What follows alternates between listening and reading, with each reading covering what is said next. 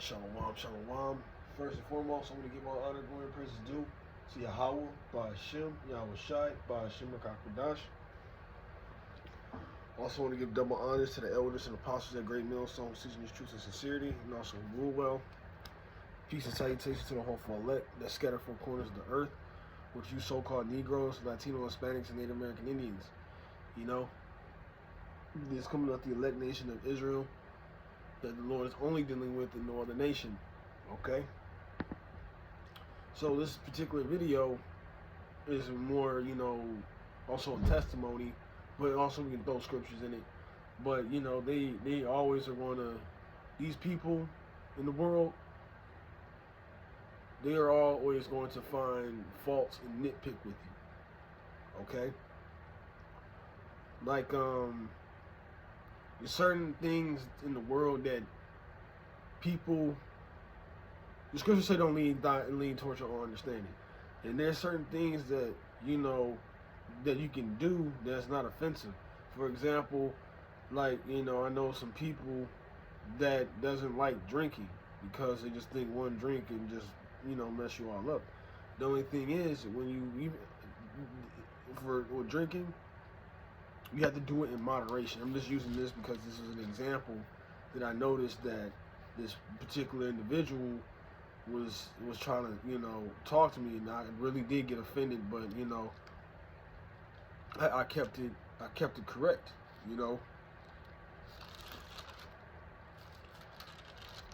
So this is Matthew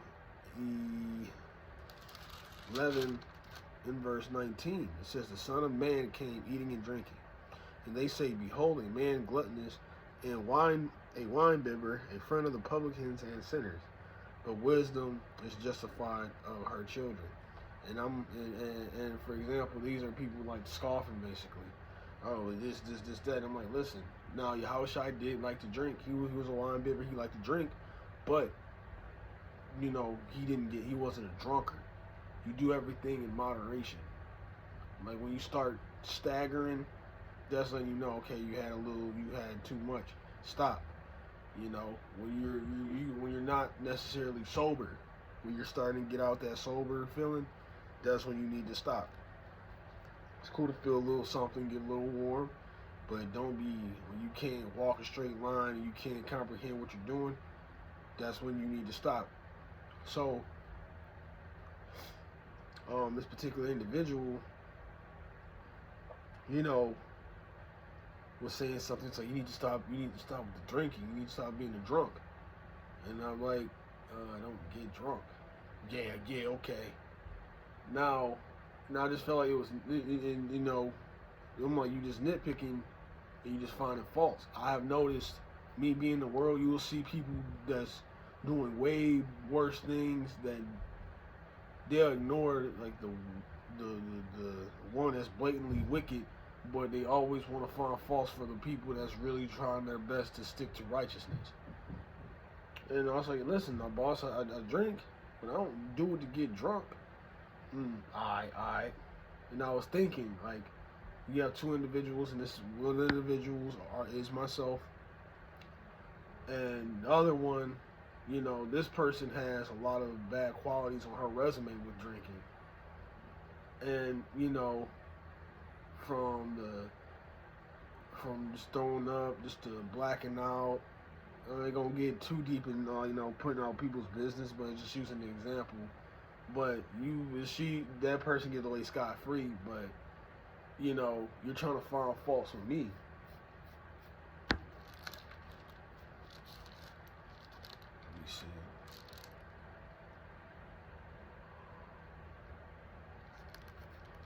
This is Matthew chapter 5 and verse 11. And it says, I'll start at 10. "Blessed are they which are persecuted for righteousness' sake, for there is a kingdom of heaven. Blessed are ye when men shall revile you and persecute you, and shall say all manners of evil against you falsely for my name's sake." Now, like I said, he was trying to be all scriptural and whatnot in the third, but I'm like, listen, stop trying to, just because you feel some type of way, you really don't know me. honor like your elders. So I kept it that way, and and I told him like, listen, I teach the Bible, bro. Like, don't try to come for me. I kept it more respectable, but it was just I was offended because you got this one individual that you see got a bad resume, and you just see me and just make a statement that that you just making a statement that really didn't have to be brought up or even said. Maybe he was, looking out for my best interest, or maybe not. I don't know, but hey, the Lord knows. But he was all like, everything comes to light, and I'm like, yeah, I know, cause let me get that one in Romans. I believe it's 2.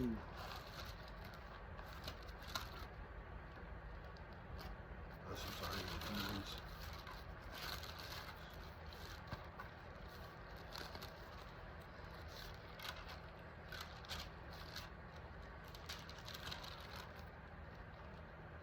Yeah, this is Romans 2 and verse 16. And it reads, in the day when Yahweh shall judge the secrets of men by Yahweh Shai Mashiach according to my gospel.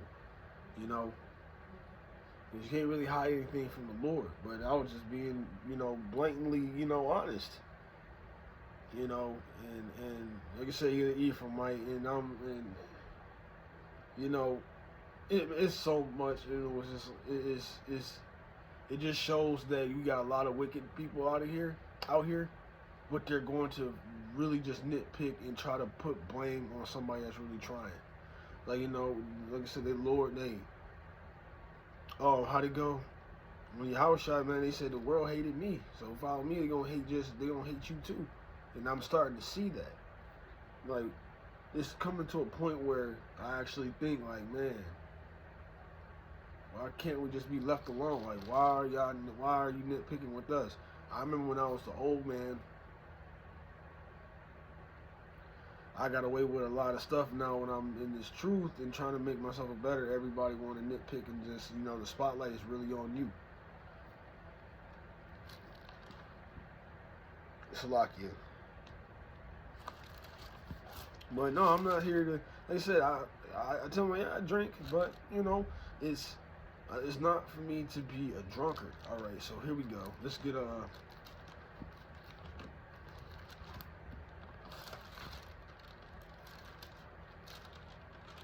Corinthians, I think it's verse 6 and 9.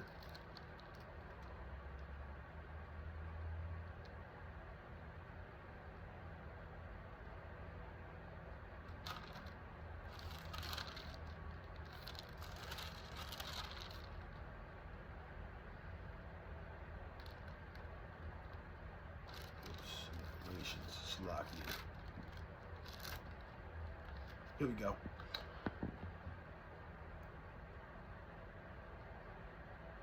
This is 1 Corinthians chapter 6 and verse 10. It says, nor thieves, nor covetous, nor drunkards, nor revilers, nor extortioners shall inherit the kingdom of Yahweh. Alright? And that's what I was getting to. Like, you can have a drink, but don't be a drunkard, man. And actually, I want to actually get into the reviler and extortioner. This might be a part 2 video. Alright? Let me grab another one. Freaking mouth is on fire.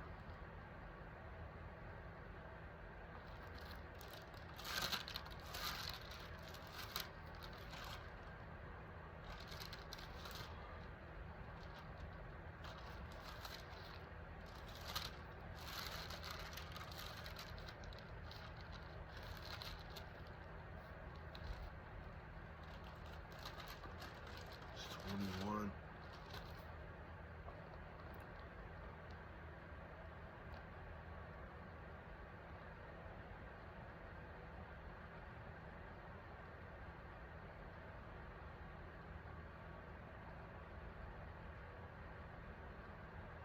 It's not it.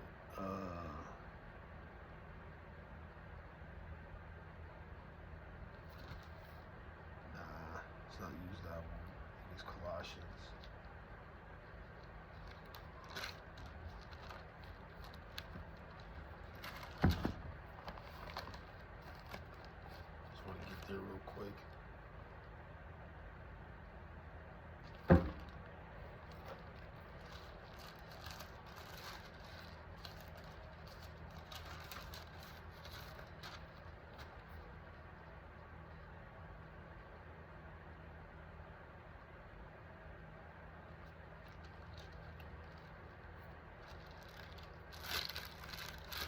Slocky, bear with me. Always write other precepts down and other pages. 5 and 13. 3 and 5.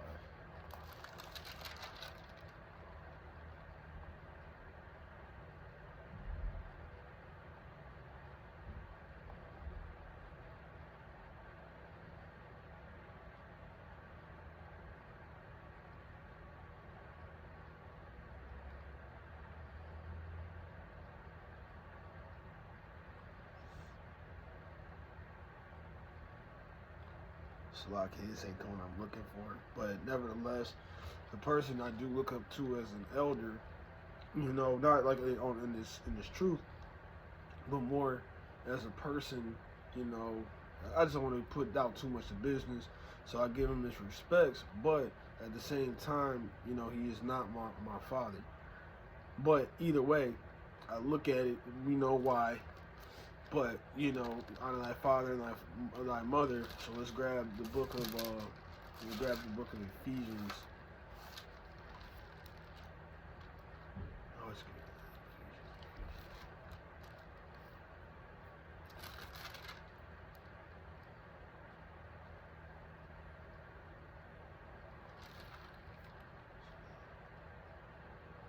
All right.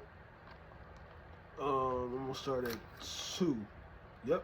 It says, honor thy father and thy mother, which is first commandment with promise, that it will be well with thee, and thou mayest live long on the earth. All right. But the Lord deals with balance. Okay. It reads, and ye fathers, provoke not your children to wrath, but bring them into the nurture and the admonish of the Lord. So, you know, don't just be messing with your son. You know, don't be trying to literally just fuck with him. All right. You know, don't try to make him angry. You know, just it's always like a nice lesson that you can, you know, teach. But that one was like something that kind of like, you know, provoked me to wrath, because like you just falsifying something on me, and imagine if the situation is more detrimental. You know, now I see somewhat of the spirit that he has on him. But nevertheless, this is going to come with the territory, man. You know, and it's going to be greater and more dangerous and troubling times to come. This is just a taste. This is just only a small fry of sesame seed for what's going to happen in the near future. All right, but nevertheless, again, I want to give all honor, glory, and praises due to Yahweh, Ba'Hashem, Yahushai, Ba'Hashem, Rakakudash. And again, double honors to the elders and apostles of great millstones, teachers truth and sincerity, and also who rule well. Peace and salutations to the hopeful elect. We want to close out. Say shalom, and on to the next lesson.